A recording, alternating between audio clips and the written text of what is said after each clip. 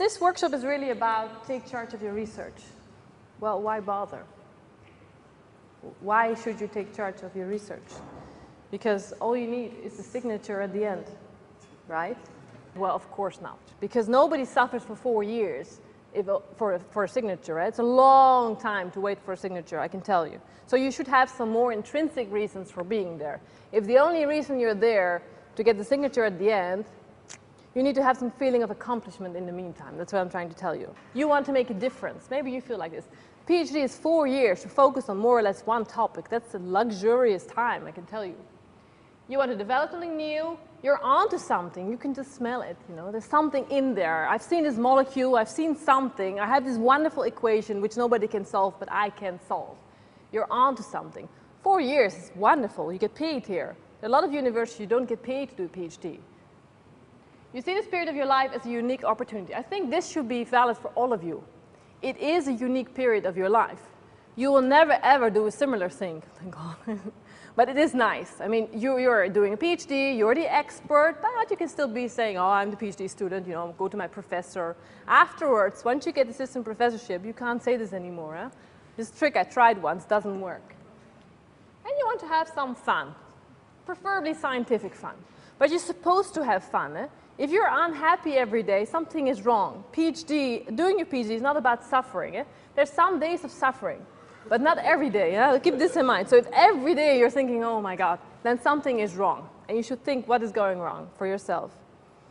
So I listed some challenges for you. First one, who finds to define the aim of research a challenge? A lot of PhDs, yeah? A lot of PhDs after the first year, they still haven't got a clue why they're here. Their professor is not telling them, do you feel like you don't know?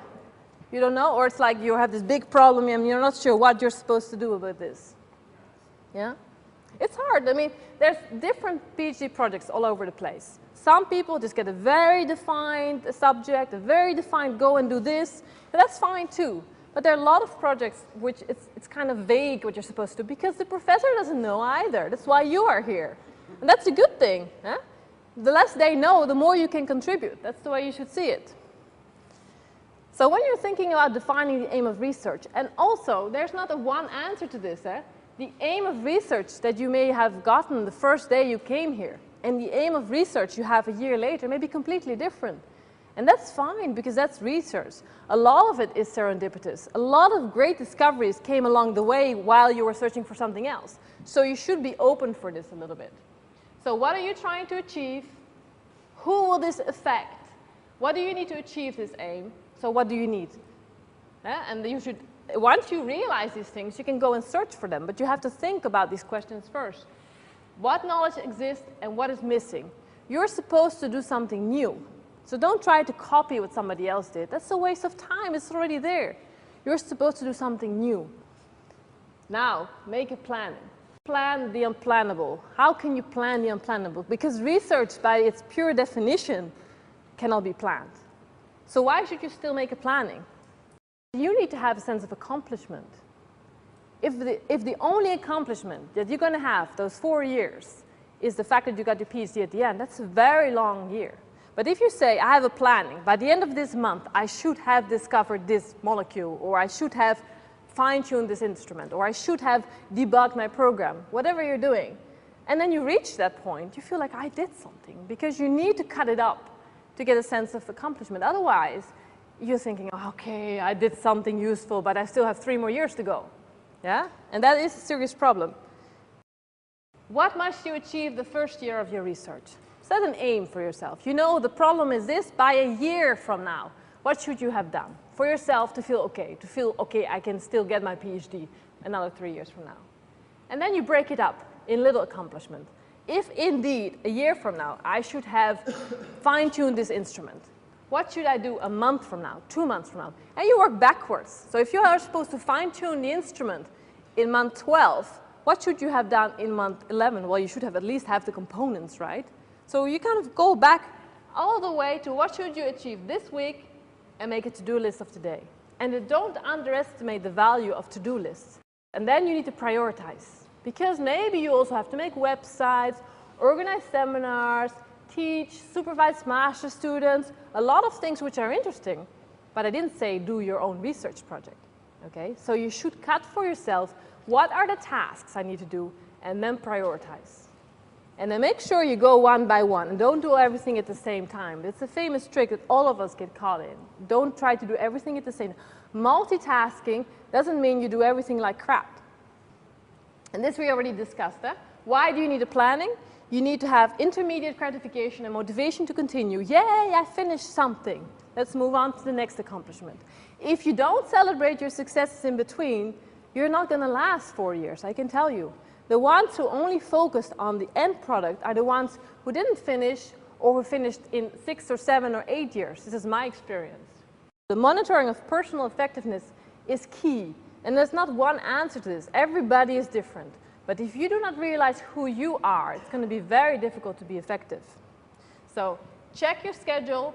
What's going wrong? What can I do better? What should I ask for support from the university? Because there's a lot of support. There are a lot of courses that can help you on specific things. But you first have to realize you need them, okay? So don't be afraid to screw up your planning and make a new plan. My planning gets screwed every day, but it's important to make a new planning because things happen. You cannot be rigid. There's going to be a lot of wonderful opportunities. And if you say, no, every day, then you're going to lose out a lot of opportunities. So you have to be kind of flexible, saying, okay, this is a great opportunity. I was asked to chair a session. I was asked to organize this workshop, and I should do this. This looks good on my resume. It gives me a feeling of satisfaction. Okay, this means I will not reach the deadline of my paper. You make the balance. Can I not? But be flexible. If you're not flexible, you're going to lose out. How can your supervisor or your supervisors contribute? What can they do to help you? You have to educate them, I'm afraid. Because most of them have about 15 or PhD students and a lot of other things. So most of them are going to be really busy. You have to make sure that they are there for you. And they'll not be waiting for you. You need to make sure that they understand that you exist and that you're doing useful stuff. Perform research. This is the core of your PhD. If you can do everything well, if you're not performing research, you will not get a PhD. Okay? Now, there's many different philosophies of what doing research is about. And there's not one answer because it's completely dependent on one, your field of interest, the culture in your field. So are you in a field where you're supposed to publish in high-impact journals? Or are you in a field where you're supposed to prototype and go to industry and explain what you do for a living? Both are science, but they're different fields, different cultures. Science is teamwork. Even though some of you may think it is something that one lonely person does, it very rarely is. Most scientific discoveries are done by teams, even though there's one person often running away with it. Be meticulous in your work and be honest with yourself about loose ends. That's a very important thing. It's okay to say, well, I did this experiment and it was sort of okay, but I may have made a mistake there. Write it down. You know, this may have gone wrong, this may have gone wrong, but acknowledge the fact that maybe it wasn't a numerical scatter, maybe there was something really wrong. And listen to feedback. Do not be defensive. It's not a stage in your life to be defensive. So maybe feedback you get is going to be crap, but maybe there's some truth in there. At least it tells you something about how other people view you, which is really important for you. Document your work. The documentation of your work is important because you need something at the end. Now, some of you may have 5 publications and then you get a PhD dissertation. Some of you may have to write a book. So be very careful to document your work and do this meticulously. Make a system for yourself and do it regularly. Make your work visible. Some of you are going to be brilliant at this. I was always really good at that. Some of you are going to be brilliant scientists, but nobody's going to know about you simply because you're shy, or you're not a kind of a front stage person, you're kind of a backstage person. That's fine too. But you have to make sure, you have to become visible somehow. Your face should be attached to your research, not just your professor's face. When you finish, you want the world to know you as the person who is the expert on this topic, not the group of your professor. Okay? So don't go away, don't shy away from opportunities to make yourself visible. Push yourself. If your professor asks you, go and make a presentation, don't push it away to somebody else, even if you're scared shitless, don't. You have to practice these things. You have to be seen. This is really important. Publish your work in different journals. Don't focus just on Nature or whatever is your top priority journal, also look at the other ones. Be a little bit smart about it. Which one has your professor in as a board, on the board? Yeah, look at it a little bit. What is a journal we're focusing for? What's the aim 4 years from now? And what are journals which are okay to get published in right now? Present your work at as many conferences as you can. I have colleagues who do not go to conferences. They just want to publish in journals.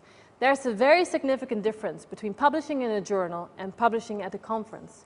And it's not just the fact that the one in a journal gets more points.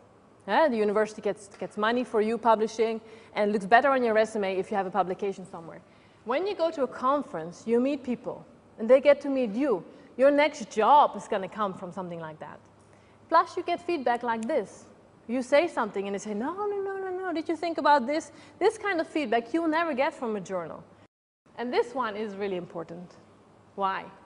Not because I think it's hilarious to be doing research, but because you will do better if you're having fun. This is really true. The ones that are depressed 4 years, they don't do really good research, normally, okay? It's easier to collaborate. The ones that are funny, I love working with. The PhDs I can laugh with, I spend more time with them. These are the challenges as I see them, okay? You may have another challenge in you which is not there, and that is perfectly fine.